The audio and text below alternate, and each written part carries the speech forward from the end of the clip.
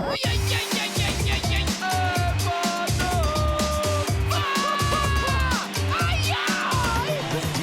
Rhett Podcast. How's your mom and them? I'm going to start the show off like I always start off, like, hey, welcome to the show right now. TOUPS, man. Y'all, look, I started it off that way because they make fun of me all the time when I start this show. Look, I've been a DJ forever, okay? So I feel like I have to put that persona on. So Anthony, you make people everybody's like telling me I make people nervous because I come off like that. I do, huh? I'm like game showish, right? You're just a little, talk showish. I'm too excited. Sell everything you say. That's how I've been though my whole life. I'm like, hey, what's up, man? What's going on? I guess that's why I was a successful salesman. I don't know. Were you though? I was. Yeah, I was top of my class, bro. Where at? I was a salesman at Wells Fargo, Chase. I did loans. I mean, I wasn't number one in the company, but I held my own, you know. But how many people? Like you had a certain amount of people that you competed with? Yeah, well, in my district, yeah, probably about 15, and I was always running about top 3 all the time, consistently. Maybe 1 or 2 months, maybe out of my tenure there, maybe I had the top spot. But everybody had the same pay. But it wasn't. Yeah. I mean, it was commission based. It was commission based. Yeah. So they would front us, like $1,000 a month, and then based on our commissions, we had to pay that back at the end. So it was kind of, you had to kind of really like. You good? Okay. Oh. He did a magic. He went. Did you view yourself though as a car salesman? Because I know you're staying on car salesman. No, I wasn't I wasn't goofy like that. I wasn't like, hey guys, what's up, Rhett LeClient? You know what's going on, man? You know, twin turbo. Pop some little, chicken poppers in the freezer if you want. No, I wasn't like that. I guess I was like approachable.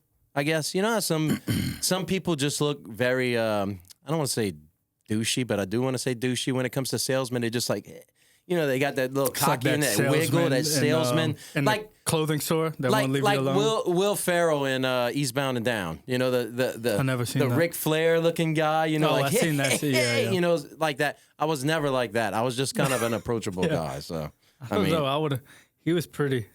He's pretty out there. Yeah. But I mean, it kind of works. I don't know. I guess it works for some salesmen. It's like almost like a gimmick. But for me, it was more just like I was an approachable guy. Like, I think a lot of times the guys get into this repetitional. It's the same speech. Like a routine? It's the same process they go through. And if it works, it works. If it doesn't, it doesn't. There's no outside things that they do if something else happens with a customer, I guess. Right. Meaning like you're saying you're approachable. Maybe some people aren't approachable. Right. And they're like, if their pitch doesn't work the first time, then that's it. I try to look at it. I don't try to be routinish with every one of my customers. I look at like the way they're dressed, the way they talk, the way they present themselves, and I kind of go with that. And I guess that's what kind of makes I don't want to say I'm an approachable person, but just like I can figure people out. Relatable. I can figure people out. Down like I can talk to a priest and then go talk to, Satanist. Well, whatever. Just because I'm going to mold myself to where they feel comfortable. Right. So I guess that's what it was. And so I guess that related to more sales. I don't know. Do you miss doing that? I miss that was more physical, right? That was more face to face. You're kind of doing the same thing now, but yeah. The thing that I didn't like about with the bank, like the banking industry, I didn't like it because it was more dealing with the public one-on-one. And when you're trying to explain something to the public, it's like they know better. I'm the customer. Yeah. I'm always right. The customer's always right. But I get it. I get the customer's always right. But sometimes the customer's not always right.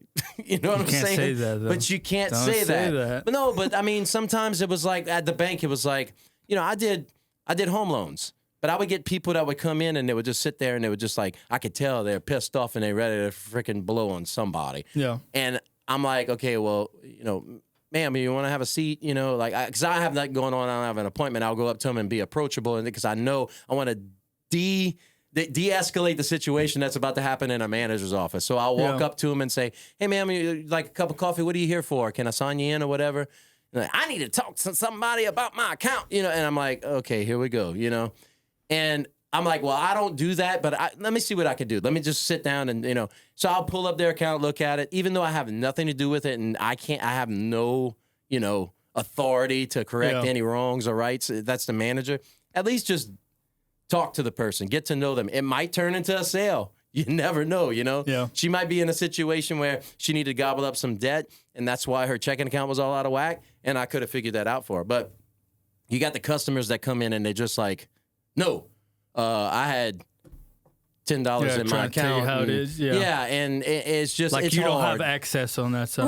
Right. And it was hard to explain in a nice way. Hey, Mr. Customer, you have $100 in your account. You spent $120. Therefore, you're negative $20. And therefore, we're going to slap a $35 NSF charge on it every time you try to put a transaction, not a day. Any transaction that hits your account is going to be $35 charge. Yes. So anytime you swipe that card or anytime you write a check or anything to go, and they don't understand that. Waiting for that stimmy. Well, yeah, waiting for the stimmy to pay us our NSF checks. No. But that was the only thing I didn't like about working with. Like, it was face-to-face public. Even though I pretty much work in the public now, it's different because I went on to the oil field, and it's not really public stuff. You're dealing with a company. So you might deal with a representative from, I don't know, Halliburton. But they're representing Halliburton. They're not representing Rhett LeCointe. They're going to the bank and saying, yeah. Right. It's like I'm representing Chase, but they're yelling at Rhett LeCointe. You know what I'm saying? Yeah. Like it's your fault. And I didn't like that. But if you're yelling at me from an oil field standpoint, it didn't bother me because it was like, it's not me personally. It's my company that may have dropped the ball. Hey, I'm just I just work here, bro. Just read the paperwork and... You tell me you need something, I say I got it or I don't got it, or I'm going to try to make your life better. But if it comes back on, it wasn't like a personal thing. So I think the banks, though, in general, that type of business is changing because, the bank up the road closed. Right. A lot of it's going to do-it-yourself type of ways. Well, you walk in, you used to go in and talk to, they had 4 or 5 accountants there. Right. And then you talk to them about your account, whatever. Now it's kind of a kiosk system where you can walk in and put your card in and you can do everything. Everything's automated. Yeah. I mean, because of the internet, you don't really need that personal, like, it's kind of sad, but kind of it's definitely positive and negatives to it. Yeah. I mean, when I was still there. Everything's so quick now. Right.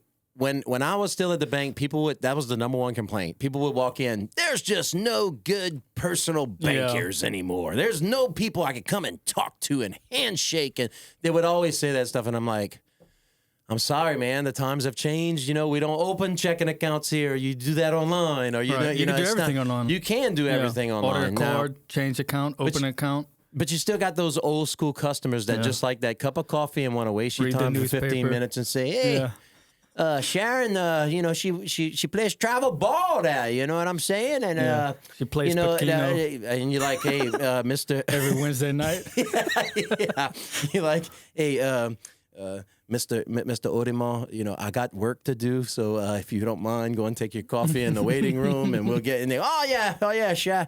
We'll come back tomorrow. Yeah, no, please don't come back tomorrow. We're closed this Sunday.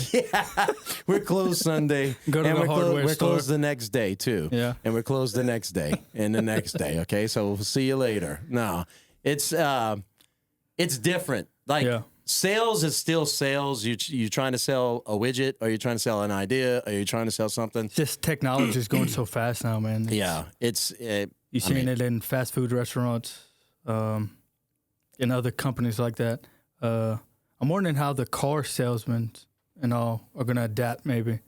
Because you still need that person-to-person for some stuff. Yeah, well, I mean, you need... Especially with COVID, though, everybody's been taking such a big hit. It's kind of... That, too, and I mean, like my wife, if we're doing a car, like she'll research it, but you still need that person that kind of knows what they're talking about. You try to figure out everything you can before you go to make it easier. You try to get as much information to make it your opinion, and then you kind of verify that with a salesperson. So I think salespeople are needed still, but with the technology that we have today, the sale can happen even faster. You know what I'm saying? Everything's on. You can do 80% of it online. Right. Well, I mean, in the old, like, and I'm talking, this is like a span of over 10 years, because when I used to work at the machine shop, Tubaloy, used to work there, everything was like paperwork. It was still paperwork, and that was like a sharp 10. That was a sharp 10 years ago. Now everything is like no paperwork. Everything there's like digital folders now. Everything's electronic. Everything like your certification of was it your thread certs, all of that stuff. All that's electronic now. So it takes out that human error, you know, with the paperwork and everything. It just makes it a lot faster. So until you save over something. Yeah. Man. So that little joke right there that Tony said. I'm the worst at saving stuff, and you know, the king of files. I'm the king of no shift S. You know, I know I'm supposed to hit Control S. You know, every 5 seconds it seems like, save your work. Yeah, save my work. I don't do it. I just start, and I don't put everything in the same folder. I just start pulling stuff left and right. You know, whatever. Well, last night I got an idea, because we're gonna talk about this.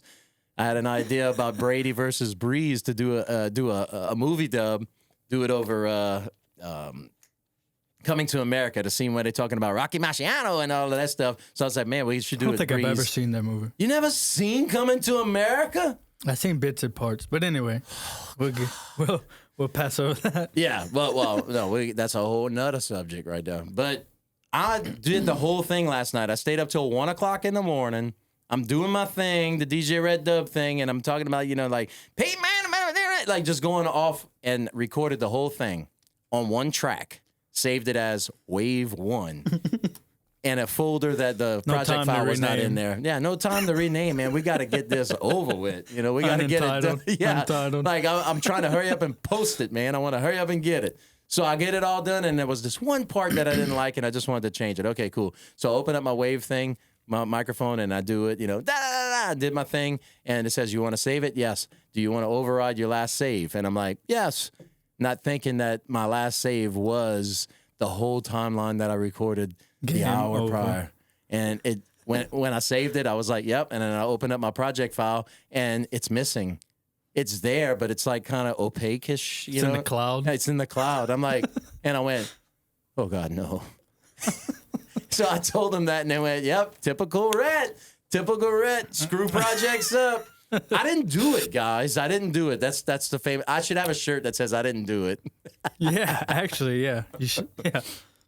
What's another one that I did that I screwed up? Oh, didn't we film something and there was no footage on the... Yeah, Gulf South Homes. Gulf South Homes, yeah. We had to go redo that. I did that too, though. Remember we filmed the crabbing episode? Yeah. And then that's where me and Aaron was trying to get in that boat, that little boat. Yeah.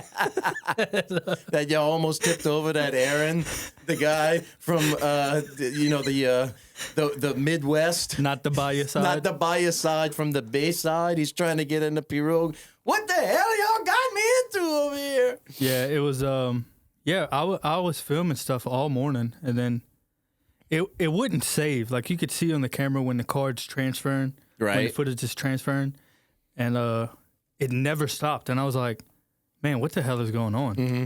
So I was like, oh, well, try to record some other stuff, and it was like freezing. Right. Didn't think. I turned it off, turned it back on, and nothing was on the card.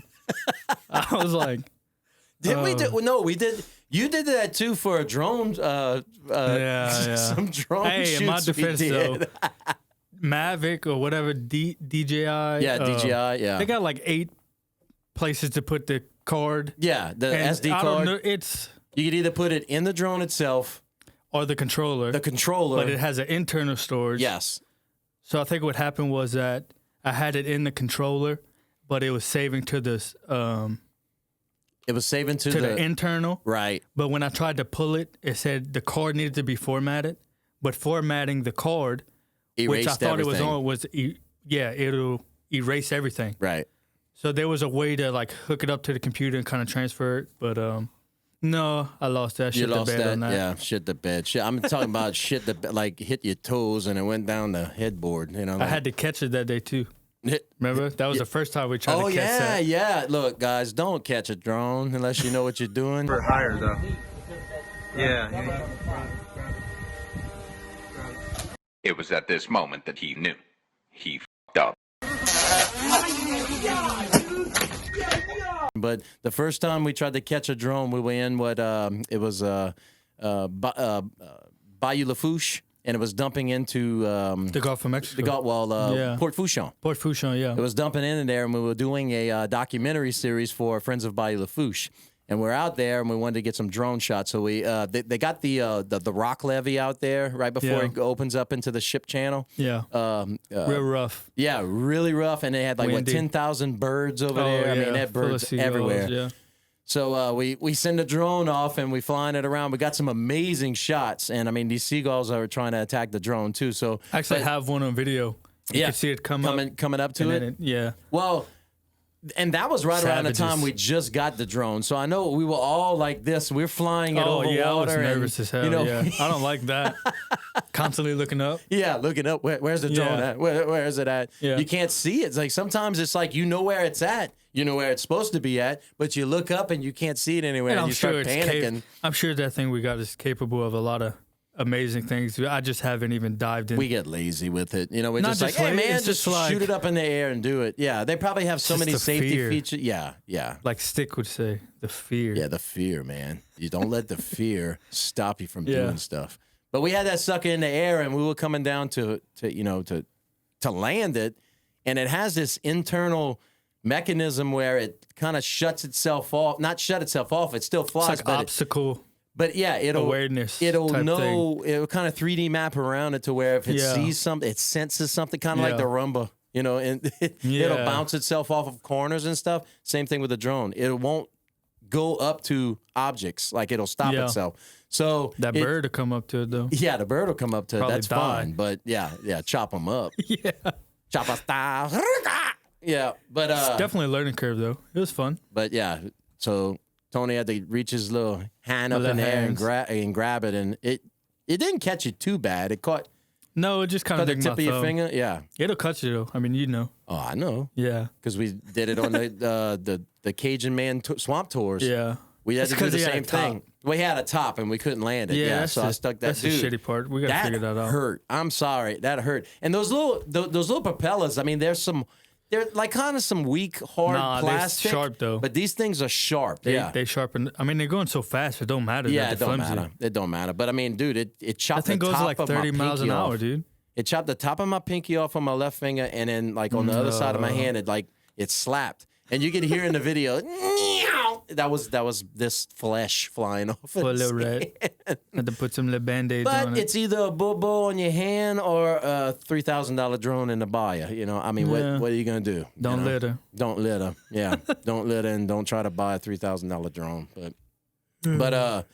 But yeah, so tell me, I mean, let's talk about like we were talking about you flying a drone and all of this stuff. So you work for Stellar Media, which is our company that we're putting out this podcast and other productions and stuff. Yep. So you came on. I remember the first day you started. You were kind of hired by somebody else, and you walked in, and you're like, "Hey, I'm here to work," and I had no clue about it. And I was like, "What the hell are we gonna do with this guy?" Like, there's always the new guy syndrome where you come in and nobody likes the new guy. Ruin the vibe, man. Yeah, and I mean, it's not like that we didn't like you. It's just that I'm like, what the hell, like what? Yeah. Like here we go. We gotta learn somebody else. And I've been to places where new hire and especially the oil field, anything oil field related. Right. And you bounce around a lot. Dude, they don't give you slack though. When you come in and see you're they like you or they don't like you. Yeah, I mean, you will know within probably the first 90 days of you working there if you're going to make it or if you're going somewhere else. You just got to give them the same energy, man. That's it. I mean, you walk in, you do your thing, and I mean, if people like you, they're gonna like you whether you're in a bar or whether you're working there or not, Right. So, but anyway, but when you came in, I was like, what are we gonna task this guy with? What are we gonna do? And because at that time we were just kind of popping off with the kid energy stuff. We were doing that stuff. Yeah. But I remember the first project that y'all gave me was y'all had just put some kid energy billboards up, right? And we needed a catalog of all of them around town. So you gave me the little Canon Right. Canon Oh, Rebel I or remember whatever that yeah, is. And I then remember. Yeah. would take some shots of that, and then Josh did something with it. I don't really know. Right. That was really the first week though that I remember. Right. Everything else has been a blur. Well, we can't. So basically, what we were trying to do is just develop this marketing firm, and also do TV shows, production, stuff like that. So I've kind of watched you blossom from. So basically, you were hired because of your photography skills. Yeah, it was So kind of. tell me about that business that you got on the side. Before here, I was working at a company called Offshore Energy Services, and I was there for about 2.5 years, maybe a little less. That's why we sent all the stuff when I was at Tubeloy. Yeah, unfortunately, we didn't know each other. No, back we then, didn't know each other back then. We knew certain people though. Right. But yeah, I was there for about 2 years, 2.5 years maybe. Got laid off. That was kind of. That's what happens down here. Yeah, it was a small shop, and that's when the oil prices kind of went down. I forget what year that was. That was what, 15 or something. That's like when I got 15, laid off. 16, 15. Yeah. And then I kind of bounced around. You know, I was kind of lazy, in a sense where wasn't really looking at first. I was kind of working with my wife and all at the shop they had. I think at the time they still had Ginger and Bee, but that ended up closing as well. And then, tell us about your wife's shop. It's a boutique, right? Yeah, it's a clothing boutique in downtown Thibodaux. So what happened was when I got laid off there, at the time I had a close friend of mine. He was real big into photography. He inspired me a lot, and I kind of took it upon myself. It's like, you know what, I might get into photography. So I ordered, the same camera, which is the same camera I got now. It's been treating me well since. It's a Sony. And since I was working with my wife and my mother-in-law, I was like, we're taking pictures on the iPhone. And granted, all that's great and all, but it's like, to step it up, how can we separate ourselves? Right. So I was like, I'll get the camera and then kind of take some product photos for them and all. Well, with the camera, you can do a little bit more than just the run-of-the-mug filters. Plus, it's just cool to kind of like contrast yourself a little bit and practice to make on it your look art. different. Yeah. Yeah. So that's really how I started. Photography for me was to help my wife and all.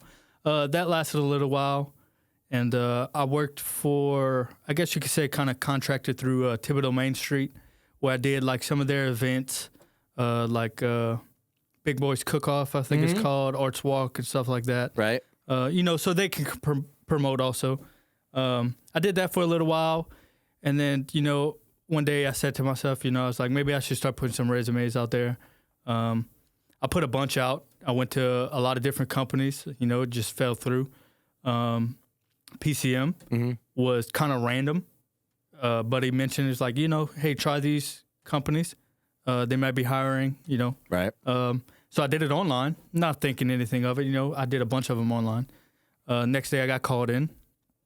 What I thought was going to be my experience, from OES, from bucking, torquing, testing. Right, well assemblies. It's a pipeline company, so you got to test the integrity of the pipeline. Cool, let's do it. But I actually got called in because on my resume, I had freelance photographer, videographer. Right. And I put on my my skills on there regarding that because that was like my last job technically, so it was at the top. And sure enough, that's what I was hired for. That's what which, in my surprise, was crazy. Right. Because I didn't think, you go into a pipeline business and you get hired for the creative side of what was on your resume. Right, exactly. Which honestly was blessed because, it turned out pretty. Well, it's the same thing that happened with me, too. When I got laid off, I was sending out resumes. Always put something on your resume. If you think it's crazy, put it on. Yeah, no. Because if I would have never put that on, I would have probably never got even. No, put it on. Up. This is what I put on my resume. I've worked at Wells Fargo, Chase. I worked for Radiator. Well, that was way back when. Sweatshop. Tubeloy. Then I worked for Hamilton Metals. Hamilton, yeah. And successful sales records. I put all my records on there. I put every award I made, everything. And then at the bottom, I put list of hobbies and references and stuff.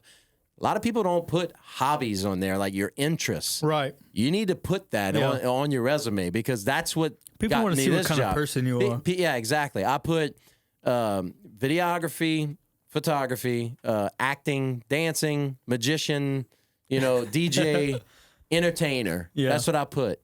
And I got the call. I went in thinking it was going to be a sales position. Right. And it was totally different. They noticed for our creative side. Yeah, and, that's crazy. But basically at that time, what they were trying to do is create a marketing department for the pipeline company because that's where they felt they were lacking, on their marketing, on their websites, on social media, stuff like that. And I think what happened was that right around that time too, I had a couple of videos that went viral, and they noticed that, and they wanted to bring that on. Mm-hmm. Hey man, this guy knows what he's doing on social media. That's what we're trying to get that way. Yeah. Then you come in. We're developing the team with with Aaron and Josh, and then we're starting to get a little snowball action going on. Right. And man, you come in, you got the photography, the eye of the photographer, coming in, making us look pretty and stuff. It was In all fact, a learning curve. I mean, I wasn't, even now, it's still, Dude, you learn stuff every day. Yeah. I mean, I learn, that's what I try to do. I try to learn something new every day. I was just diving. I mean, what was that, 2 years ago? Right. 2018? Right. I only had the camera for like maybe Couple of 2 months? years. No, a while? 2 years, but in a sense, meaning like that is a long time, but in a sense, like I wasn't really doing anything else outside of that creatively. Right. Like I was taking pictures of products and doing events. Right. Meaning now where we're at now, kind of doing some different stuff. Right. It's still a learning curve. Well, with the camera. What made you decide? I mean, I know you started off just taking pictures with, of your wife's stuff and, the events and stuff. Yeah. What made you say, you know what? Or did someone say, man, you're good enough to take this to a wedding level or, freelance yourself or? I think what happened was, like I said, at the time I had a really good friend of mine. He was a very talented photographer. He inspired me a lot, and that's how I got into it. Mm-hmm. And then, I started doing the events and all, and maybe looking back, maybe my quality or, at the time, maybe my editing skills wasn't the best. Oh, dude, when I first started DJing, yeah, I mean, you kind of, I don't want to even look Garth back Brooks at for 3 hours. Yeah. Come on, like. But it was more in a sense of like I felt, if I'm doing these events and all, I don't think weddings and other things like that would be any more difficult. Right. Because I'm already, dealing with people and taking pictures outside and doing other stuff. So I was like, that was really the next thing. And granted, I had a lot of friends that were getting married at the time. Right. So they helped me a lot. Good friends within the community and in Thibodeau that we've met. They like, hey, I'll let you shoot my wedding. I was like, yeah. Hell Kinda yeah, like a friend thing. Yeah, because that kind of took the pressure off too. It's like if you go into a wedding not knowing anybody, Right. and doing it by yourself. nerve-wracking. Also, I have to give credit to my wife Bree too, because she comes along With the lights and stuff. with the lights, and she kind of helps organize. Yeah. But definitely with a friend, it's easier, and I think those weddings that I did in the beginning kind of helped me through. Right. Now, I didn't do a lot of weddings. I mean, I got some weddings that I have done in the past. And look, I'm awful at posting on social media. I'm the exact opposite of what you should. I'm going to get you in the right spot. I'm the exact opposite of what you should be doing in that field. Right. Dude, I have weddings and things I've shot that never seen the light of day. Badass pictures that you can put up. Yeah. I try not to consume myself too much with the social media aspect of it, because I have like two sides, right? It's like one side of me wants to put it out to show people like, man, look, man, I can. Look how badass this is. Yeah, man, I can. But the other side of me is like, I'm so critical on myself that I'll post something, take it down 5 minutes later because it didn't get what I think it would get. Right. And then I'm like, that's so not me. yeah, I'm not gonna. No, absolutely, and that's a blessing and a curse, because It is. the problem with Instagram too that I feel is like a lot of people it could be seen negatively, because it's like a lot of people focus on likes, Right. that number figure, Numbers. and That's it. I'm a example of it, because I'll probably take like some stuff what y'all catching we do. Mm-hmm. It's badass stuff, but it's like I posted, I get 5 likes. It's like, to me, it's like I put it out there and this is what I'm getting back. Right. It's like maybe it's not badass. Right. Take it down. You know. But at that point, did you put it up there for the likes, or did you put it up there because you liked it? Well, that's the problem. You know what I'm saying? I'm still learning and adapting Well, to. I need to do it for myself and not for what other people do. Well, I was like that at first too, and I would always beat myself up with the numbers, and still to this day, I still kind of beat The myself thing is, up you to the gotta numbers. post it and forget about it. You have to. You Yeah. have to let it go. And I used to always be consumed with that. Like I'd Yeah. be like, I'd post something and I'd be like, all right, I got to get to this, and then I got to get to that number. You and I want it got to get match that what number. you feel, how you feel about it. Right. But if that's why you're doing it, you're Yeah. going to fail. You're No, going right. to fail. So I always did it. Hey, if it made me laugh or it made me feel good, I'm going to post it. Now, you also got to live and die by the sword, which means Yeah. that if you put something out there that might be a little offensive or Yeah. something like that, you can't clamp back and say, oh, now you Take can it defend personally. yourself. Yeah, right. You can defend yourself and say, oh, well, I didn't mean it that way. I meant it this way or whatever. But you have to live and die by that. You can't, Yeah. you can't, have your cake and eat it too in that regards. But I understand what you're saying with the numbers, like, and it's discouraging because it's like, It's like, is it if really? I take this photo, I think it's good, so it should have 1 million likes. yeah, you I know? take this photo I spent, no, unless you're doing it and you're in that creative field, Right. like people just think you get a camera, you take a photo, and you post it, then it's good. Right. Which that's subjective, right? Right. It doesn't mean it's not good. Somebody else could But- say it sucks. But a lot of people don't understand that maybe the people that are really passionate about it, there's a lot of effort that might go into a photo. Right. A lot of Photoshop, Planning. maybe a lot of editing, a lot of different. Like how does Angles. that photo? Because I get tied up in that too. It's like, how does this photo make you feel? Right. I might edit a photo in color, for example, and I'm like, man, this looks awesome. But then it doesn't feel. It doesn't set the mood right. And then I put it black and white. It's like, man, this changes it completely. Changes the whole thing. Yeah. But then the You can go problem from is that- happiness to depression Yeah. just by color change. And then the problem is like after all this time you put in this photo, you love it, you're ready to put it out, 2 likes, and it's your wife and your dog's account on Instagram. You know what I mean? It goes back to why did you post it? Because if you're posting it for the likes, then you have to be consistent. You have Right. to be like, Oh, okay, I'm well, not- cool. yeah. You have to. You get like, I and post then, like once every 2 months. well, to see that, then that's the Yeah. problem. You're gonna get only 2 likes, Yeah. and it's gonna be your wife and your mama. Yeah. that's all it's Yeah. gonna be. But if you stay consistent at your craft and that's what I guess it's a gold. Are you trying to build your social media influence, and are you just trying to say, hey man, look at my? It's the same thing. You know if what you think about it. I recognize it as, would I like to have a bigger following on certain platforms? Sure.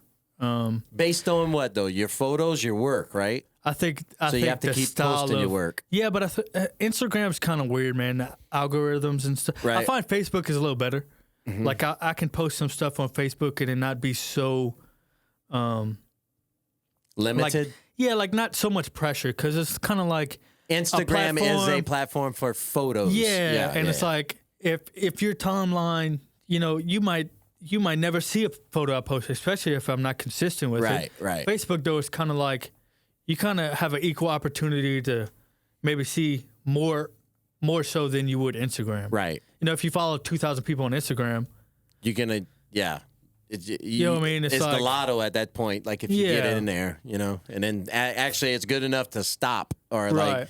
engaging Oh, it enough has to stop. catch your eye. It has to catch your eye. Facebook, you might just stop because it's somebody you know. Right. It's Exactly. like, oh, let me see what, Right, What you because you're post not up. because on Facebook the first thing you see is their name, then you see what's under it. Yeah. And I don't know about you, but that's the first thing I see. I look at the name, who posted it, like. But Instagram, I look straight at the picture. I don't even look Right. at who. Yeah. It's crazy. It has to how catch that your works. eye, but Facebook,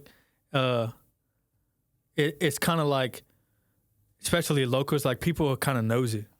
yeah, It's like you stay on Facebook. Some people Right. stay on Facebook to Facebook see is what's dirty going on. laundry. So in a way, it might work out better because if you constantly post and you're like, man, here's Anthony again posting another damn fishing photo, but it's like, hey, at least you've seen it. right, Instagram, you might not get that chance. right. You know what I mean? I mean, I get it all the time. People say, man, I saw another video of you on Facebook. Man, I saw another video of you on Facebook. You want to know why? Not it's because people are sharing my stuff. It's because I'm posting every single day. Yeah. And But the you know problem what? on Instagram, you post on Instagram. We're friends. I Right. never see you post. Yeah. Honestly. I never really go on Instagram. Yeah, either. but you still post them. I do post, but I yes. never see them. Now when I go on Facebook, You see 'em. yeah, every other scroll. Yeah, it's crazy. I don't Isn't know. that weird? It is weird. I don't know, man. I don't know how it But works. yeah, back to what I would like it to have a bigger platform. And, I kind of slap myself sometimes because I'm still getting feedback, even not posting. I get people that message for weddings. And Right. it's like, man, I should maybe try to put a little bit more effort into it. It's just, I'm my biggest critic. So it's like. Right. But that's, I mean, when we're doing projects over here, I kind of, like I said, it's a double-edged sword. Like, because I'm the type of guy that's like, all right, guys, let's go. Let's put the damn thing up. Let's go. Yeah. And I got to post it now. And I got to do this and I got to do that. And then I got guys like you that are like, wait, Rhett, hang on. Take a deep breath. Let's make sure we got the angle right. Let's make sure we got the words okay. Yeah. Let's make sure we have the audio clean. Let's make sure the lighting is correct. Let's make sure you're walking and you're stopping in the same spot. But in your defense, at least you still post it. I still don't post it. Yeah, you won't post. Y'all gonna do all the work and not post it. I'm gonna It's just do like half-ass work and be yeah. like, post it now. It's weird, man. It's just a weird. I need to get out of that mindset, but it's just. Hey, It's all about approval, man. And it's kind of like sometimes it's just easier not even to. You know, I'll take the photo and edit it, and I can look at it and be like, man, that's pretty cool. I have some stuff on my website, Right. and at least somebody can see some stuff. But Right. I don't know. Sometimes I try to distance myself from it Right. because, like you said in other podcasts, you can get consumed by it, man. It takes can. away from you. You can, because it's like at what point, like I was at a point where it's like I'm not stopping at any effort to get to 100,000 followers. Right. And then when I got to 100,000 followers, my goal was done. Well, what can I do? I'm gonna get another 100,000 followers, but then I up it. I'm gonna get 110. Right. And it just never stops. And then it got to a point where I'm like, what are you trying to accomplish, Rhett? Are you doing this for the likes? Are you doing this Yeah. because you like to just make yourself laugh? Because It's weird because it's kind of both. it is. But at the beginning, when it was growing a lot, it was almost like a drug. And then now it's kind of like, if I get some follow, but in the it's back of still your head, there. it's Still there, but it's more of like I want to concentrate on my art now, and get it out there and put some quality stuff out there. Yeah. you What know? happens is once you start growing stuff like that, you have you get used to the same kind of feedback you get. Right, It's like, every post I post, I might get 100 likes. right. And, one day you might get 40 and you're like, What the hell I did? I knew it was that black and I should have never posted the black and white. yeah. You know what I mean? But it shouldn't be like that. No. You know what I mean? You want to know why? It's because somebody didn't see your stuff. Sometimes I'll post something, I'll post it, and then I'll be like, okay, cool. I'll get like a certain amount of views. And then 2 months down the line, I'll repost it again and get triple the amount of views I got the first time. It's because people didn't see it. It's Maybe hard to people keep up, wasn't man. sitting down at the couch. Yeah. Maybe, it's just, you got to catch them at the right time. That Get Up Challenge, me and Meg, it went viral again like last week because I posted it because of all the crap that was happening last week. I said, no, not right now, 2021. Check out this little cool video me and my daughter did 2 years ago. It went viral again. And it's like, but 6 months ago when I posted again just for a happy thing, it didn't. It just got like a couple of thousand views. It's crazy how the system works. I don't know. But I just want to let everybody know, don't get discouraged. Just if you like it, post it. Do it for yourself, man. Yeah. And that's that was the initial idea when I first bought the camera because I want to separate myself from just taking pictures on your phone and posting on Instagram. Right. Because it's kind of I was trying to benefit the business and all. Right. I'll invest in the camera. We could take cool photos and post it, and then people are gonna be like, "Man, that's not an iPhone photo." Right. You can tell. Right. You know what I mean? iPhone quality is good and all, but you can tell when it's like. Do you get discouraged that people, sometimes they'll post pictures from their cell phone that took them literally 5 seconds to just pull it out, stick a filter on it, have little to no thought into it, post it, and it goes freaking apeshit viral or has a lot of likes, and you put like this energy into it, and then it does that discourage you, or does that? I guess what I'm trying to ask is, do you think does that dumb down the art of what you're trying to do? You know what I'm saying?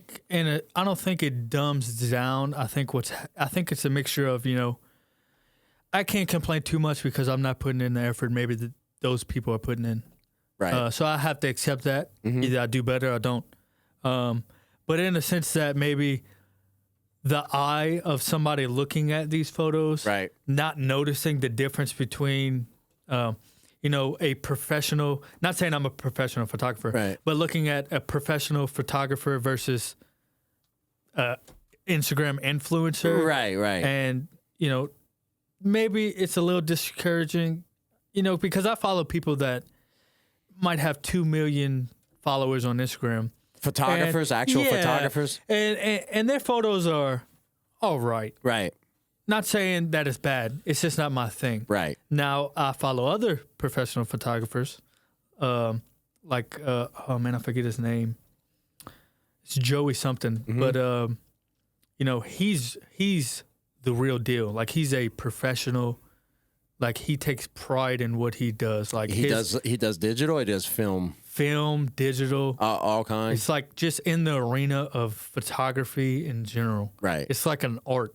You can tell it's like an art to him. Right. And he tries to manipulate what he has to make something new. he lives and breathes by it. Right, I mean, right. he'll travel and, do his own books and, it's more than just getting likes. Right. To him. Well, it's But- not about likes. It's but- about doing what he loves. He has a quarter of the followers. Right. You want to know why? Where's the separation? I think it's because Not he just hip. I don't know. Well, no, I just think it's probably he's just true to his. And you know what?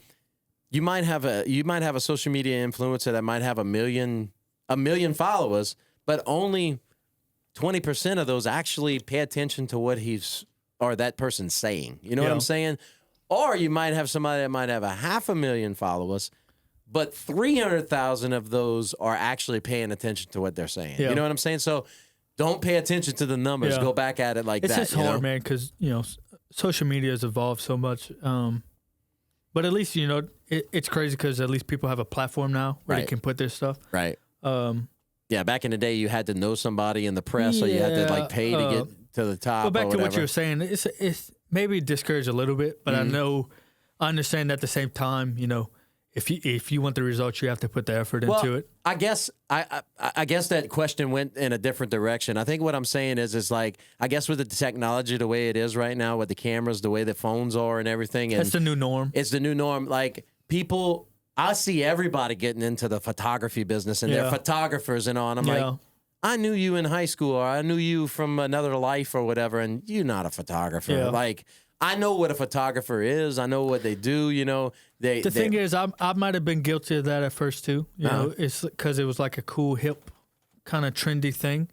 But yeah, but you're learning. You're learning you're learning the shutter speeds. You're learning the f-stops. You're learning. I educated myself in a sense that I can understand how a photo should be taken.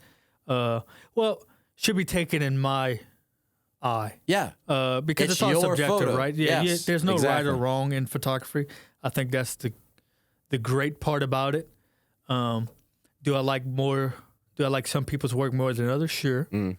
But that could just be based on the subject, not actually the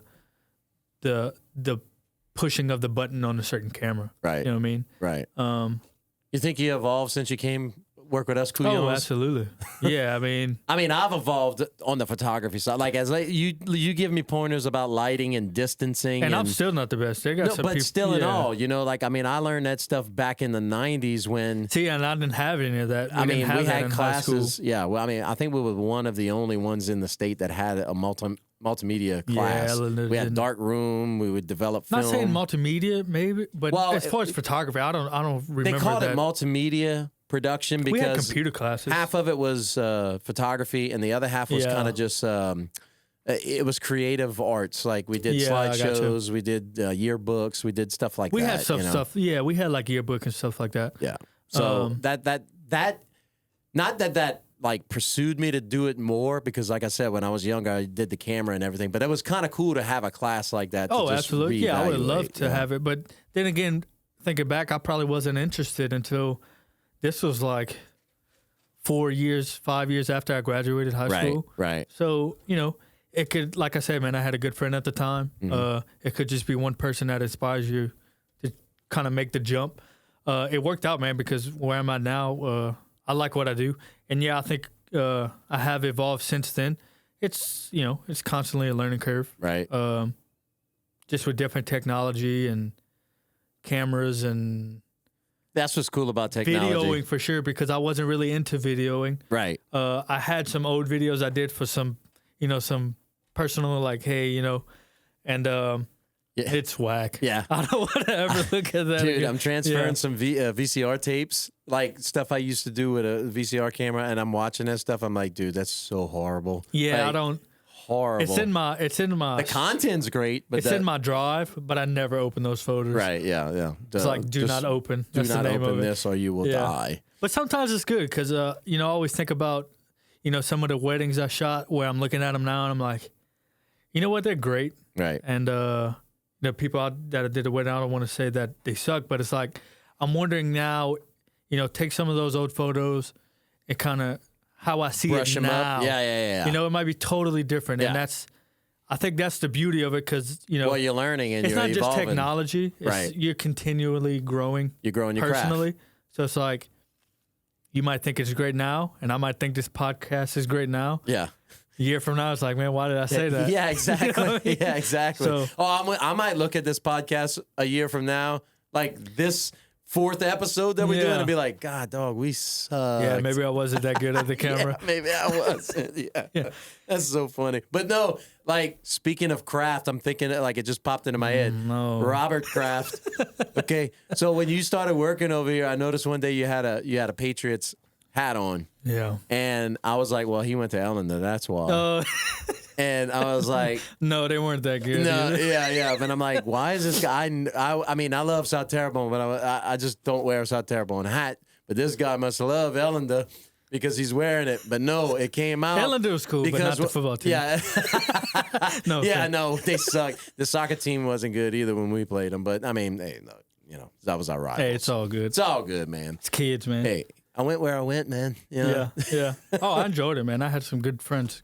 Me too. I mean, I went to South Terrebonne. Hey, look, and I was like not even a half a mile out the radius to where I would have had to go to Ellender. Really? Yeah. I was in Presque Isle. I lived in Presque Isle, so that was What's like the line? cutoff. The cutoff is like Presque Isle, then there's Roberta Grove, like right here where the studio's Yeah. at, the line's right there. Oh, So, really? Yeah. Oh, I never knew that. So like Friendswood and all of that yeah. stuff, Lafayette Woods, that all went to, no, I'm sorry, it cut off right there. They went to South Terrebonne. Everybody, Friendswood and Roberta Grove and all Yeah. that stuff, they went to Ellender. So I was right there. Yeah. So I went to South Terrebonne. So no, and a lot of my friends that I grew up with, they all went to Ellender. So I was Yeah. like one of 5 people that just went to South Terrebonne. So it's, yeah, you went where you went, man. It's just, But New England Patriots. but the New Not England, Ellender yeah, Patriots. yeah. Okay, so, and the only reason why I knew this is because one of the guys, the safety guy that works in over here, he walks in. He's a Patriots fan too, and he's like, I was a Patriots, they're playing this weekend, and I'm like, oh God, whatever. And then you start talking to him, and I'm like, this son of a gun's a freaking New England Patriots fan. So we start talking, and it's not real. Well, is it a Patriots fan, or you were just a Tom Brady fan? I think what happened was, in younger days too, a lot of people probably, bandwagon and all this Right. other stuff. But I'm hardcore Saints. I don't care if they suck or if they are the top of the mountain. and I was like that. I was like that with the Patriots. But I think but I do like individual players. the Don't get me wrong. fascination between for the Patriots was Tom Brady. I think. Right. Well, you know- you're young, so you kind of grew up when Tom Brady was blowing up, like in the early 2000s, right? Kind of in a way. I don't really remember a lot of it because I wasn't really,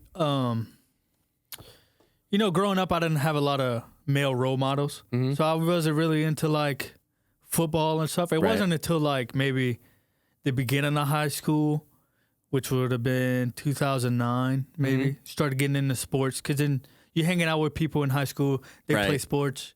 I was in band and then all that stuff. But Well, around that time, they had 3 Super Bowls right around that time Yeah. because the Saints in 2009 won the Super Bowl in 2010. they lost They lost to the Giants the second, yeah. the first time. The first time, yeah. And then the second time after the Yeah, Saints who was in Super Bowl. between? Who's It was Green Was Bay. it? Yeah, and that's when they- Green Bay and the Steelers played after Yeah. us. I think it was. Yeah, but I think it was more of a Tom Brady thing because I watched a lot of documentaries about him. The whole 199th pick. Right. I just think I love Underdog story. I just love the underdog story, and he wasn't very out there in the media. He was just kind of doing his job. Right. I guess Wasn't in a flamboyant guy. Yeah, like I guess in a sense he was like one of the better role models. Right. Not saying there wasn't Right. anyone else out there, but And I can respect that because Tom Brady is he's cool, calm, and collected. Yeah, He's man. not flamboyant. He's not you know. he's like Drew Brees in a sense. I mean, he is a little cocky, but I mean, I'd be a little cocky too. I mean, who isn't at that point? I mean, come on. Yeah, Drew Brees last week looked like an I idiot think I when he just was like cocky. the fact that I did it. No, you didn't. the underdog, the underdog of 6th round, 199th, playing in college, Michigan and all. Didn't think he was going to be picked to kind of take over Bledsoe, and kind of he started his legacy there, and it was Right. kind of like I like that about him. And I guess regardless of the team, it just so happened he was on the Patriots. I just Patriots fans. Right. It's kind of weird just wearing Tom Brady's name on his Right. I guess. Yeah. I mean, he's and Yeah. and at that time, I ain't gonna lie. I thought he was gonna retire a Patriot. I mean, come on. Yeah, man, that was kind of just I guess it all just builds up to because throughout the years, just kind of like, is it the Brady or is it the Belichick? Right. He's a system quarterback. He's not a system quarterback. Right. The I think Brady effect, the not Brady effect. I think I don't know if it was outside interference that made that whole deal to where he wanted to go somewhere else, or if there was really conflict within upper management. it could have been both. Robert I think Kraft, it just I don't know. was at a point maybe. Yeah. Okay, sorry. I had to do it. I think it was just a point of he's been there 20 years.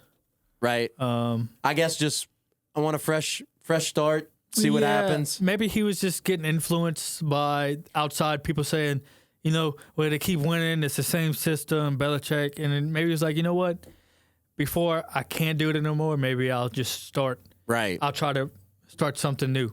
I think it's a mixture of everything. Yeah. I think it's a little mixture. I think He it's wants to like prove something to people. exactly. I but- mean, like, hey man, it's almost like you ride the ride at Disney until it's not fun anymore. You know what I'm saying? It's like 6 rings ain't six funny. rings in. How is that not fun? You Yeah. know, it's like. But I think it. But yeah.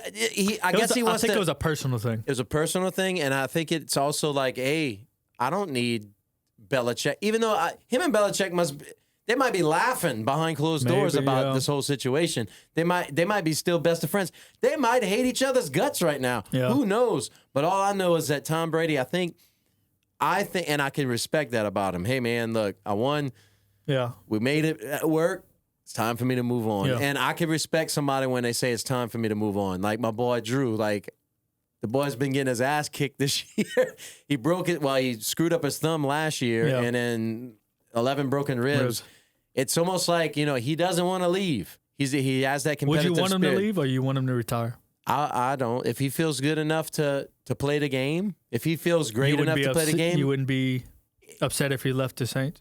no. If he left to go play for somebody else, Yeah, like I how would. Tom Brady did. I would. Like, I hey, would. I'm just going to I try would, to. but as a Patriots fan, if I was a Patriots fan, I wouldn't be mad at what Tom Brady did. I was kind I of upset wouldn't. because it was like, to me, there's an argument that it was Brady or Belichick. I think it was a mixture. It seemed ugly though. It didn't Yeah, seem warm but and fuzzy. When he left, I was like, man, I don't. They're gonna probably take a dive. You know what I mean? Because Right. a team is not just a single sport. But if you don't have a good quarterback, man, you poo. yeah, You're it's poo.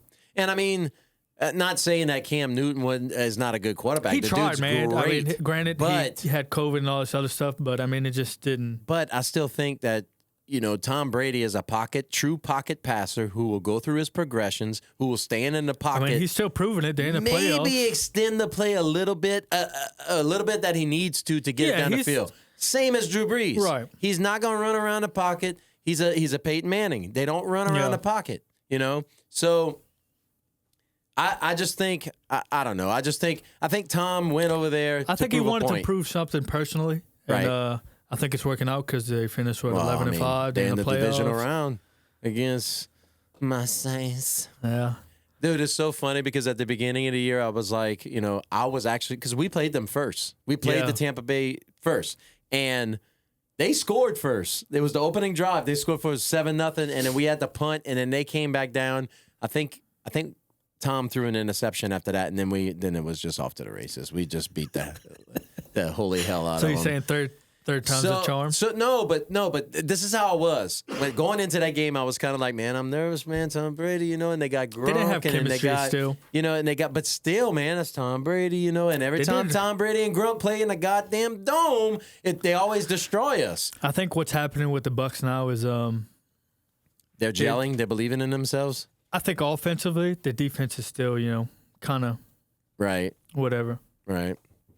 So bringing Antonio Brown into the grand scheme of things, did that work out for them, or is that? I think what happened with that was kind of like, I don't know, man. Read some reports that Tom Brady contacted them, and he was with the Patriots for a little while before. But I think at the beginning he didn't really do anything. I mean, that I've seen. That gives them the edge. Yeah, but now he's kind of being utilized a bit more. Right. In that last game, he was throwing a couple passes. He had a touchdown pass, I believe.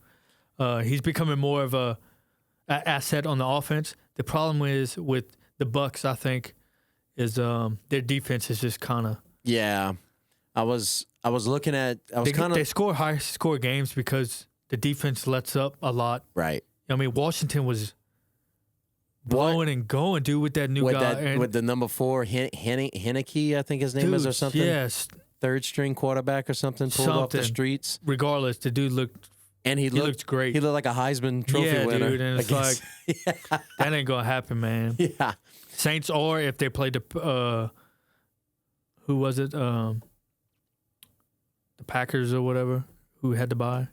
Yeah, the Packers had the ball. Yeah, dude, the way Aaron Rodgers and Drew Brees, it's like they're gonna put up points. Yeah, the only thing I'm disappointed about is that we don't have a crowd like in the dome. That definitely helps, because think about Seattle. They always Seattle's always tough to play. Man, it's yeah, nobody's there. Nobody's there. It don't matter. Yeah, nobody cares about. I mean, the only thing, what kind of advantage does that bring? Like, you don't have to fly. You don't have to sleep in a hotel.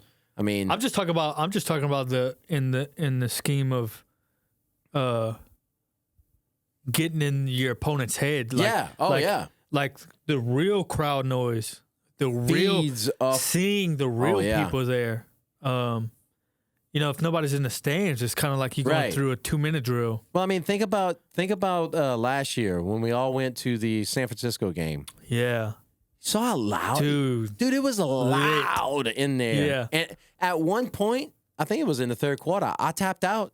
Yeah. I couldn't yell anymore. My head hurt so but that game was awesome. bad. But that's what I'm saying, man. I think it does make a difference in our games, especially in the playoffs. Right. I think it I mean, some places still have, like, I think Tennessee had people. Yeah, well, they will have people in there. I think they're only going to have like 4,000 or 5,000 people. I don't know. But Tennessee, it looked same. like it was more. I might be wrong. Well, no, Tennessee's outdoors, so they allow more people, and the restrictions are not Seahawks as bad. Still? Seahawks, no, they had probably 6 or 7 teams at the beginning of the year that said no fans at all throughout the whole year, even if it starts turning around. Seattle, I mean, when the Saints would go play over there, the Saints were the better team than Seattle. But Drew Brees would say it. He was like, look, and they don't want to admit it. Athletes are saying, no, it's on me, whatever. We should be performing. We should be catching. Yeah. But that freaking noise, man, gets in your head. You can't communicate. You can't freaking see. You can't think sometimes. Right. And even Jared Goff said that when they beat us, when they came over here. They could not get a playoff in the first quarter. It makes a difference. They could not, and now the communication is everything. So dude, think about when Seattle was on their little run a couple years ago. When was that? That was Peyton Manning. That was they played the Broncos and they played the Patriots like back to back. Yeah. That was 2012, 2013, but think about something like that whole year, man. It's like if you play in Seattle, it's like you're dead.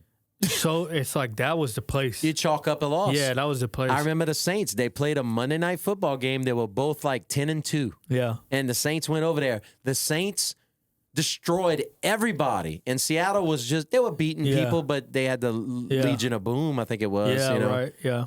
And they went over there, and the noise, they could not communicate. And the Saints got their ass whipped. I think it was like 31-3 or Arrowhead something. turned into that too. Yeah, exactly. They got a high turnout. They can't tell me that it doesn't make a difference. No, it makes a difference, especially in the playoffs. Right. It's a mental thing. It's a mental for these, game. especially rookies and all. Right. You know what I mean? They've never been in this situation They want before. that adrenaline of the crowd, and that might make them Play better. be the highlight of the week with a play or something. Right. You know what I mean? Exactly. Well, I mean, it's no different than when I was growing up, when I played soccer, when they had people in the stands. Soccer wasn't popular when I played it. It's popular now. But when I played it, we'd have a handful of people in the stands. But some Saturdays we'd have like 100 people in the stands. And just knowing that they had 100 people watching you, you played harder. Yeah. So I could just about imagine 80,000 people screaming, you know? Oh, holy crap. Yeah. You know? Just, I don't know. Yeah. I'll never know that feeling. It's probably nerve-wracking. Yeah. honestly. Nerve-wracking and freaking exhilarating at the same time. But these people come from, college players, they come from that anyway. So, yeah. you have those elite, you have those elite guys that are born to, that's what they want. Yeah. They live. crave that. Yeah. Not me. Yeah. I'm straight up. Well, I think, honestly, I don't know what you think, but I honestly think it's hard. That's why it's hard for some of these guys. Like, Ben Roethlisberger, he cried like a little baby the other day. Yeah. Because they can't let that go. That's all they know. Since they were 5 years old, they've been playing football. Yeah. And now you're looking at Ben Roethlisberger, 38? Yeah, something young. I'm not sure. Yeah. I mean, by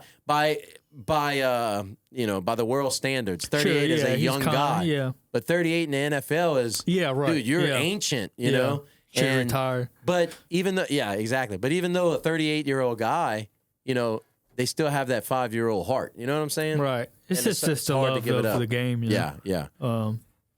That's why I always love seeing Tom Brady cry, because that's what he's going to be doing this weekend. I don't know, man. It'll be an interesting game for sure. I don't think he'll cry. I wouldn't cry if I was getting a paycheck. I mean, he's done. He's to me, my perspective. He's held up his end. I mean, he the has. Bucks in the playoffs, over 500 record. When's the last time the Bucks went to the playoffs? What, in like 2006 or something? Yeah, something crazy. Yeah. The last time the Bills were in the playoffs, I was reading this. Some meme account on Instagram posted it. It's like early 90s. The Josh Allen wasn't born. They said Dallas Cowboys was good. That's like the last time. They had some other crazy fact. Amazon wasn't this big. It was like in a garage sale. Yeah. The last time the Bills were. It was like almost like an eBay little hub.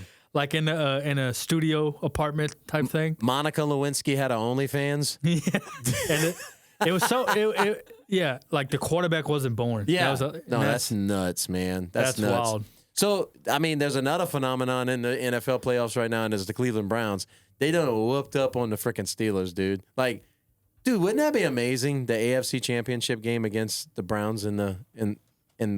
No, they playing each other, huh? No, the Browns are playing the Chiefs. Browns are playing the Chiefs. Wouldn't that be amazing? Bills, Browns, AFC Championship. God.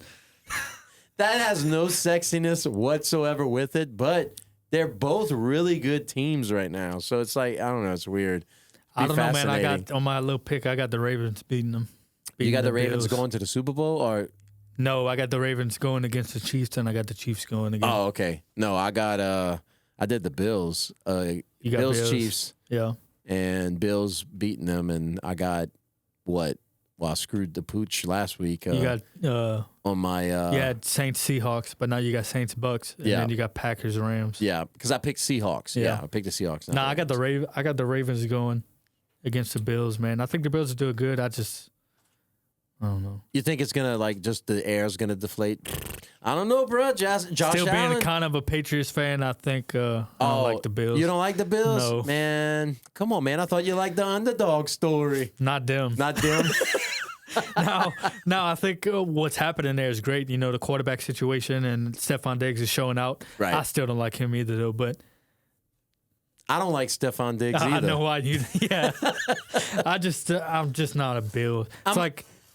I'm one of those guys right now that, like, I always like to believe in fate and things happen for a reason. Dude, we've been getting hung out to dry the last 3 years. Something's got to happen. So this is what I'm looking at, man. It all comes to fruition here on Sunday night. You got Tom Brady, you got Drew Brees.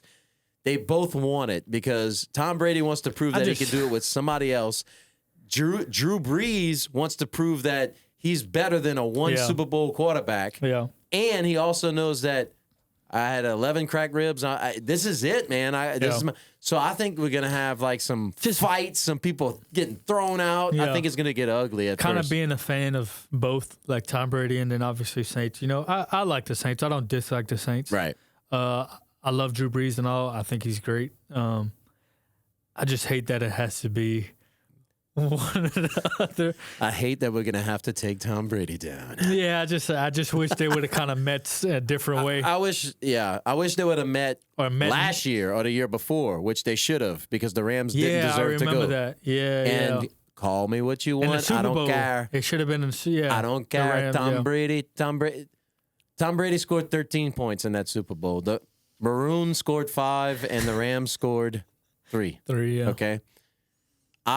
Honest to goodness, okay, think that if the Saints would have not got screwed, they would have went in there and beat the living hell out of Tom Brady. And Tom Brady would have had only 5, not 6. He would have had 5. I think he would have beat the shit. I think it would have been a different game.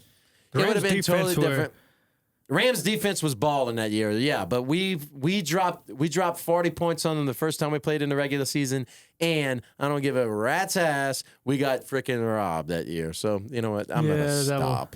I said I'm going to let bygones be bygones, but no! It's not a big Vikings fan, huh? No. Well, the first time we played the Vikings, that was like, that was a miracle. I don't care. Everybody says, that wasn't a miracle. He got out of position and da-da-da-da. Look, freaking Case Keenum, does he have a job? Is he bagging groceries somewhere probably right now? No, he's playing for... Who is he playing for? He's playing for the garbage truck. That's what he's playing for. He's playing for somebody. The Chargers or the Broncos, one of them. Was it the Broncos? I thought it was the Broncos. I seen him on the highlight thing. I'm pretty sure. Pretty sure he's trash. And he just threw up a ball to Stephon Diggs. The guy tripped, ran it into. So what about the other one? Now the other one, no, they beat us. They took us to the woodshed. They really did. So. What's that? Oh yeah, there you go. No, he's there. He's with the Browns. He's with the Browns? No. Of course he's with the Browns because he's poo. Google, he's the backup. Google who's the quarterback for the Broncos and the Chargers. He's on the Browns, where legends go to die.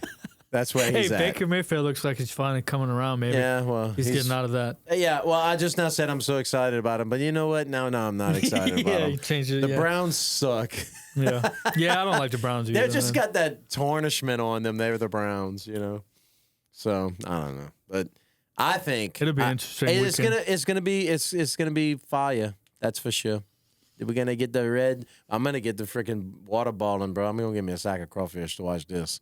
Yeah. We're gonna have a couple of IPAs, you know. Yeah, I wouldn't mind a couple. Maybe a stogie. I haven't had a stogie in my life, but Aaron seems to like it. You know, eat some non-meat. Eat some non-meat products, non-meat, some soy patties. Yeah, some and enjoy a little wine and a little Tom Brady's retirement. Yep. Yeah. No, but good luck, man. You think? Yes, he's gonna retire. Both Drew and Tom Brady are retiring at the end of the year. It's got to be. I don't know, man. Gotta be. I think they still look like they can play a couple more years. Oh, no, they can. But, I mean, come on, man. What else they have left to prove, you know? Win again, I guess. I guess. Drew Brees. I mean, I'm sure Drew Brees wants another one. I guess, if I'm going to talk like I've always talked, like, you know, the energy that we were talking about at the beginning of the podcast, if I'm going to put the energy into posting something and do that, right. It's the same thing. They put their energy into what they know, and that's football. So, I mean, what else do they know? I don't know. Might go to the Falcons. Maybe one day I can be reincarnated and throw a ball and make millions. You know what I'm saying? Maybe. No. I mean, I don't know. That's ridiculous, huh? Think about it. On the simplest of levels, These guys get paid millions of dollars to throw It's a lot. It's a big ball. market, man. It's marketing. Hey, it's entertainment. Think about what we're doing now. Yeah, it's Podcast entertainment. is on. Exactly. Yeah, but we're talking about it. That's how Right. big it is, man. It It's is. just a Yeah, no, it's world. true. Sports is, He said to that where me, we live in. was supposed to. It binds people Yeah, together. it's like even music. though they're rivals, it's friendly. Right. It's supposed to be friendly It's rivals. like baseball, the American sport. It's right. That's what they label it. The American fort. Yeah. Yeah. I'm not into. I don't watch that much baseball. Me neither. I don't watch. I watch it. The World Series. That's what I watch. That's Not it. even that. I don't even watch that, man. I haven't been watching basketball either. I don't know I've been how watching people can get basketball. intense with that. Can't get intense with that. It's just something I wasn't. I was never grew up on watching baseball. Right. I've played it, but I mean, and it's fun to play, but it's just not fun to watch it for me. I don't know. It was mostly football. Yeah. Football. Not that I remember, but Yeah. not much of it anyway. Yeah. Well, good luck, bro. Good luck this weekend, man. That's all I can say. I wear my Tom Brady jersey. All right. Well, look, I'm gonna wrap it up because I'm hungry, dude. I'm gonna go eat. Sign my hat. Sign my little hat right there. We forgot Hey E-Rock to sign it. Well, I'm gonna have to get him and sign that right there. John Hancock. But yeah, John Hancock gonna go right there, cuz. And we're gonna auction it off and give all the money to some I don't know. We'll figure it out. We'll give it to some good cause. I don't know. Toys for Tots or I don't know. Hot for Tots. I don't know. But look, cool. Look at that, man. I wanted to tell you that. You got the prettiest handwriting I've ever seen. Think you need so? to make a font out of your handwriting. You really do. Yeah, I used to not write like that, man. I think like going back at my old job, I used to write in all caps. Really? Yeah, everything caps. Dude, my I don't know handwriting is I don't know trash. how it started, but now if I can't even think about writing without it being caps. Do you feel like you're just drawing and not writing? I feel like in a way maybe it's a weird topic, but it's like Yeah, no. it's like I wanted it to look good, Right. not like Well, your know. handwriting reminds me of one of my cousins, the one that did the supper, the supper book, oh the mosquitoes. Mosquito Supper Club, I think it's Yeah, called. Yeah, that's yeah. Melissa, my cousin Melissa. Yeah. She has a beautiful handwriting, and the handwriting on there, Yeah. that's her handwriting on the book. Like those, Some people have it, man. it's crazy. It's Some a people, beautiful little handwriting. Even cursive. Like I can't write in cursive.